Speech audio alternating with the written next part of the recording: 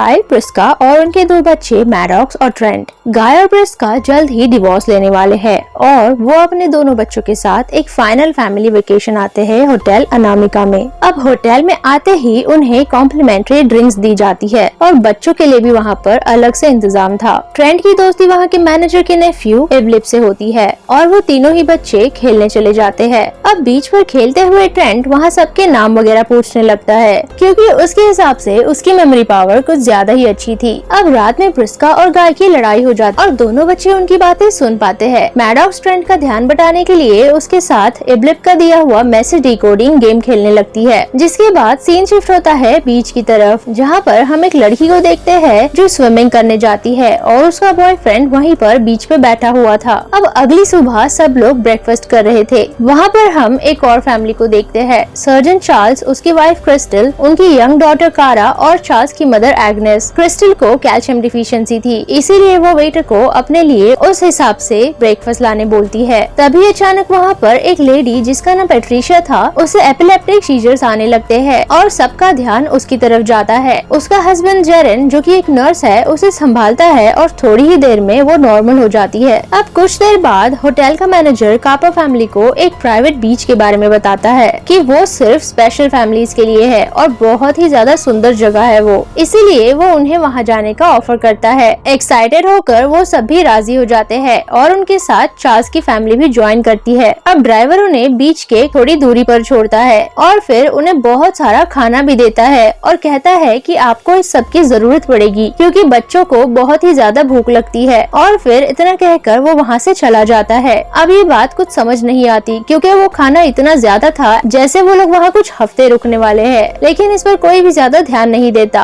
अब पैदल वहाँ से चलते हुए वो सब बीच पर पहुँचते हैं और सच में वहाँ का नजारा बहुत ही ज्यादा सुंदर था और बीच के हर तरफ लंबी लंबी चट्टानें बनी हुई थी। वहाँ आकर उन सबको बहुत ही ज्यादा अच्छा लगता है। अब तीनों बच्चे खेलने चले जाते हैं और उन्हें वहाँ पर जंग लगी हुई होटल की चीजें मिलती है और उन चीजों को देखकर लग रहा था जैसे वो कई सालों से वहाँ पड़ी हो। प्रिस्का बच्चों को उन चीजों से दूर रहने बोलकर उस पर ज्यादा ध्यान नहीं देती। इसके बाद ट्रेंट स्विमिंग करने जाता है और तभी उसे वहाँ पर एक लाश दिखती है। वो डर के मारे चिल्लाता है और सब लोग वहाँ पर आते हैं और यहाँ पर हमें पता चलता है कि ये वही लड़की है जिसे हमने कल रात देखा था और उसका बॉयफ्रेंड वो भी वहाँ पर था। और नोट करने वाली बात ये भी थी कि उसकी नाक से लगातार खून बह रहा था। वो उन्हें बताता है कि ये रात में स्विमिंग करने गई थी और तब से मैं इसका इंतजार कर रहा हूँ। उसकी बातें बहुत शॉकिंग थी, लेकिन वो सबसे पहले उसकी बॉडी को कवर कर देते हैं और फिर चार्ल्स उसे पूछता है कि तुमने उसके साथ क्या किया है, क्योंकि उन्हें लग रहा था कि शायद उसके बॉयफ्रेंड ने ही उसके साथ कुछ किया था और स्पेशली चार्ल्स को तो उस पर बहुत ही ज्यादा शक हो रहा था। अब एग्नेस को बहुत ही अजीब लग रहा था और ट्रेंट के कपड़े भी एकदम टाइट हो गए थे और फिर अचानक से एग्नेस की हालत खराब हो जाती है। जब उसे पूछा जाता है तब एग्नेस बताती है कि वो ठीक है। ये सब देखने के बाद वो सब डिसाइड करते हैं कि वो होटल वापस जाएंगे। तभी वहाँ जेरेन और पेट्रिशिया भी आ जाते हैं और वहाँ पर लाश देखकर वो दोनों पैनिक करने लगते हैं। जेरेन वहाँ से तुरंत निकलने की कोशिश करता है, लेकिन अचानक वो खुद को बीच पे पाता है। उसी दौरान चार्ल्स अपनी मॉम से बात कर रहा था और बच्चे बार बार खाना खा रहे थे। ये सब एक ही टाइम पे हो रहा था। अब जेरेन और पेट्रिशिया बच्चों के साथ बात करते हैं। तब बच्चे उन्हें कहते हैं कि क्या आप हमारी एज गेस कर सकते हो, लेकिन वो सही से गेस कर ही नहीं पा रहे थे क्योंकि बच्चे अपनी एज बहुत कम बता रहे थे। इसीलिए पेट्रिशिया को लगता है कि शायद वो सब मिलकर उनके साथ कोई गंदा सा प्रैंक कर रहे हैं। और तभी वहाँ पर प्रिस्का भी अपने बच्चों को ढूंढते हुए आती है, लेकिन बच्चे तो उसके सामने ही थे। प्रिस्का अपने बच्चों को पहचान ही नहीं पाती और यहाँ पर गाइस एक बहुत ही बड़ा रिवील होता है। वो दोनों बच्चे बहुत ही ज्यादा बड़े हो गए थे, इसी वजह से पेट्रिशिया और जेरेन उनकी एज गेस नहीं कर पा रहे थे। तभी गाय भी वहाँ आता है और वो भी अपने बच्चों को पहचान नहीं पाता। अब वो दोनों ये सब प्रोसेस कर ही रहे थे कि तभी अचानक से एग्नेस को हार्ट अटैक आ जाता है और वो डिलीट हो जाती है। आई एम सॉरी गाइस, मैं डिलीट वर्ड यूज करूंगी क्योंकि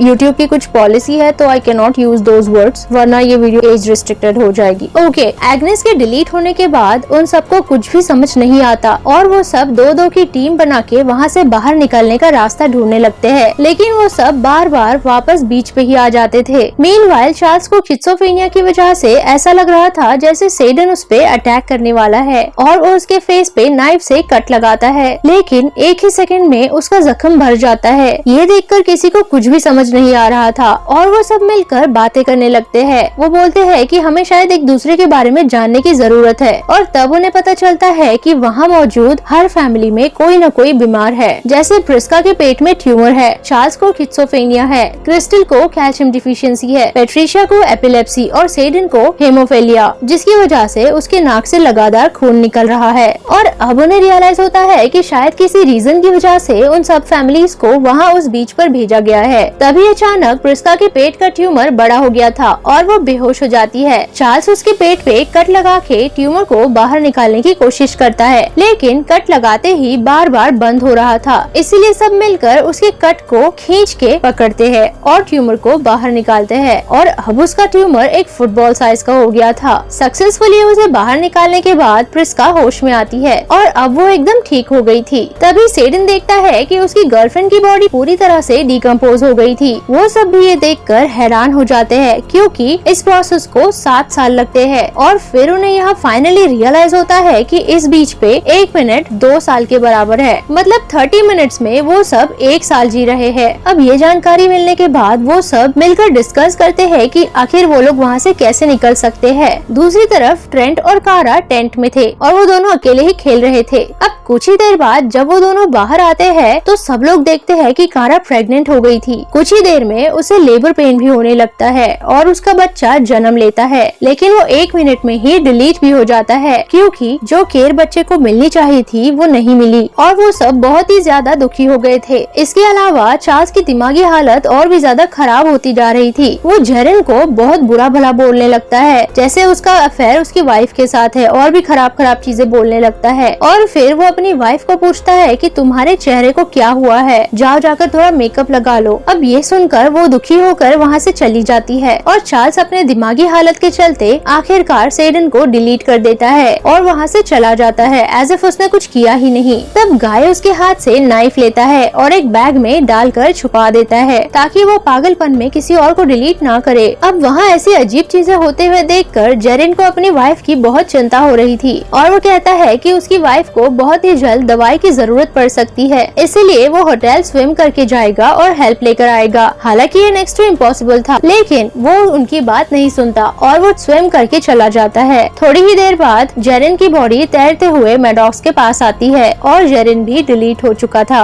हम कारा को देखते हैं जो अपने बच्चे को बरी करने जाती है और ट्रेंट भी उसके पीछे जाता है। ट्रेंट बच्चे को बरी करता है और तभी कारा ऊपर चढ़ के दूसरी तरफ जाने की कोशिश करने लगती है, लेकिन एज यू ऑल नो कि जो भी वहाँ से निकलने की कोशिश करता है वो बेहोश होकर फिर से खुद को वहीं पे पाता है। इसीलिए जब कारा ऊपर चढ़ती है तो बेहोश हो जाती है और ऊपर से नीचे गिर के वो भी डिलीट हो जाती है। और इस सब के बीच हम बार बार एक रोशनी देखते हैं जो कि पहाड़ के ऊपर से आ रही थी। शायद वहाँ पर कोई था जो उन पर नजर रखे हुए था। कुछ देर बाद पेट्रिशिया पाइप्स का यूज करके वहाँ से स्विम करके जाने का डिसाइड करती है, लेकिन वो वहाँ से निकलती उससे पहले ही उसे लगातार एपिलेप्सी के अटैक आते हैं और वो उनकी नजरों के सामने ही डिलीट हो जाती है। अब दिन ढलते ढलते गाय को ठीक से दिखाई नहीं दे रहा था और प्रिस्का ठीक से सुन नहीं पा रही थी, क्योंकि उन दोनों की ही एज बढ़ रही थी। वहीं दूसरी तरफ क्रिस्टल बहुत ही अजीब दिखने लगी थी, क्योंकि उसे कैल्शियम डिफिशियंसी है और उसे अब दवाई नहीं मिल रही, इसीलिए उसकी बॉडी और उसका फेस अजीब लग रहा था।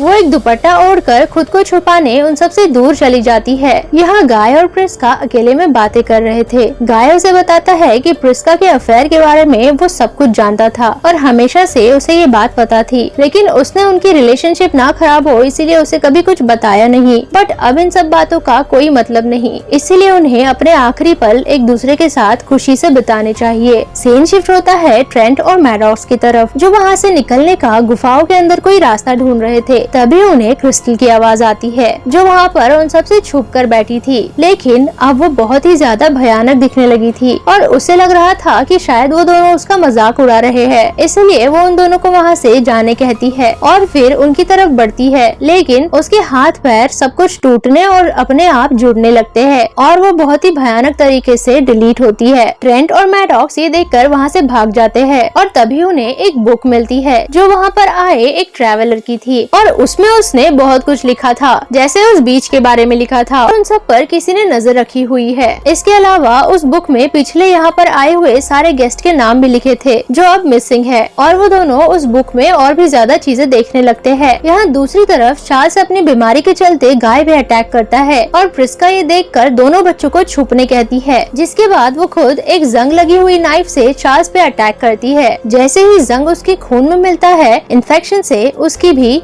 से वो भी डिलीट हो जाता है। एंड फाइनली अब वहाँ पर सिर्फ कापा फैमिली ही थी। एंड ऑब्वियसली उन्हें पता था कि उनका भी अंत ऐसा ही होगा। दोनों बच्चे अपने माँ बाप का अच्छे से ख्याल रख रहे थे और देखते ही देखते उन दोनों के सामने उनके मम्मी पापा भी डिलीट हो जाते हैं। अब अगली सुबह हम मैडॉक्स और ट्रेंट को देखते हैं, जो कि अपने मॉम डैड की एज के हो गए थे और वो खुद भी डिलीट होने का इंतजार कर रहे थे। तभी हम देखते हैं कि ऊपर से कोई उन्हें देख रहा है, जिसके बारे में इन दोनों को नहीं पता। अब टाइम पास के लिए दोनों भाई बहन सैंड कासल बनाने लगते हैं और ट्रेंट हिब्लिप का दिया सीक्रेट मैसेज पढ़ने जाता है, जो उसने यहाँ आते वक्त बैग में रख दिया था। अब वो उसे डिकोड करता है, जिससे उन्हें पता चलता है कि उसमें लिखा है, मेरे अंकल को कोरल पसंद नहीं। इसका मतलब कोरल ही वहाँ से निकलने का रास्ता है। काश उसने पहले किया होता, एटलीस्ट सारे लोग बच जाते। फिर वो दोनों कोरल के अंदर स्विम करने जाते हैं, लेकिन मैडॉक्स का ड्रेस फंस जाता है और ट्रेंट उसकी हेल्प करने जाता है। अब दोनों को बाहर ना आता देखकर वो आदमी जिसने उन पर नजर रखी हुई थी, वो एक्चुअल में वही ड्राइवर था जो उन्हें वहाँ छोड़कर गया था।